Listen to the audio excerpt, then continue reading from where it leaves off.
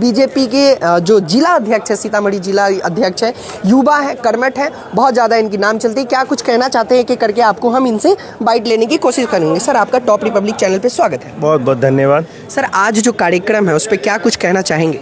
देखिए, हमारी पार्टी भी समाज की सेवा करती है और देश की सेवा करती है, और जो जनप्रतिनिधियों को जो आज हम लोग उनका कार्यशाला और संवाद है, वो लोग भी यही काम नीचे पंचायत स्तर पे करते हैं। तो उद्देश्य दोनों का एक है, और वो लोग भी समाज के नीचे वर्ग को उठाने के लिए काम करते हैं। और हमारे पार्टी में परिवार बाद में आता है, राष्ट्र पहले है, समाज है, तब परिवार है।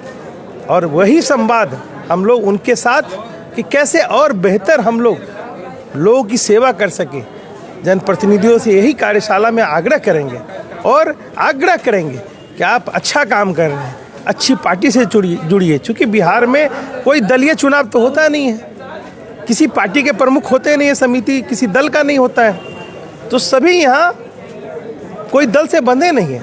तो हम लोग अपने पार्टी में बुला के इनसे संवाद करके इनसे आग्रह करेंगे कि आइए आप नरेंद्र मोदी जी के साथ जुड़िए, भाजपा के साथ जुड़िए और राष्ट्र के उत्थान में, विकास में हम लोग का साथ दीजिए। सर, बीजेपी की जो तैयारी है सीतामढ़ी में बड़ी जोरों शोरों से चालू हो गई, इस पे क्या कुछ कहना चाहेंगे? देखिए, हम लोग हर समय तैयार रहते हैं। पहले गठबंधन था नीतीश जी के साथ, अब गठबंधन नहीं है। निश्चित रूप से हम कमल यहाँ खिलेगा। गठबंधन की मजबूरियों के कारण सीतामढ़ी, माँ सीता की धरती जैसा सीट, हम लोग बिहार के विकास में नीतीश जी को खुद से बैकफुट पे चले जाते थे और इतनी मजबूत सीट उनको मिल जाती थी। हम लोग के कार्यकर्ता यहाँ, उनका कोई जनाधार नहीं है। 4 लड़े थे और जीते कितने आपको भी पता है। हम 3 लड़ते हैं तो 2 जीतते हैं, 3 लड़े 3 जीते, 15 में भी, और जब वो चले गए थे तो 3 में 2 जीते थे। लेकिन उनका क्या है, अभी 20 में हम लोग साथ थे, उनके 2 विधायक हार गए, इसलिए उनका अब जमानत बचने वाला नहीं है इस जिले में। सर, आपके जो गठबंधन से लोग लड़ते थे, आपने बोला कि जदयू बार बार लड़ी है और भी पार्टी लड़ी है आपके गठबंधन से, लेकिन वो जितनी वोट से जीत पाते थे, इस बार क्या लग रहा है सीतामढ़ी में बीजेपी लड़ेगी तो कितनी वोट से जीतेगी? देखिए, हम लोग हर साल हर चुनाव में हमारा वोट प्रतिशत बढ़ रहा है, और वो काम के आधार पर बढ़ रहा है, सिर्फ नाम के आधार पर नहीं। मोदी जी का काम गरीबों, अति पिछड़ों, दलित समाज के लिए अभी जो विश्वकर्मा योजना है, इसका जब लाभ अति पिछड़ा दलित समाज के लोगों के बीच में मिलेगा। और पहले भी 5 साल अनाज मुफ्त कर दिया। गरीबों की चिंता करने वाला एक ही मात्र प्रधानमंत्री इस देश में है, वो भाजपा के पास है। इसलिए पिछली बार 2.5 लाख से जीते थे, इस बार उससे ज़्यादा वोटों से हम लोग चुनाव जीतेंगे।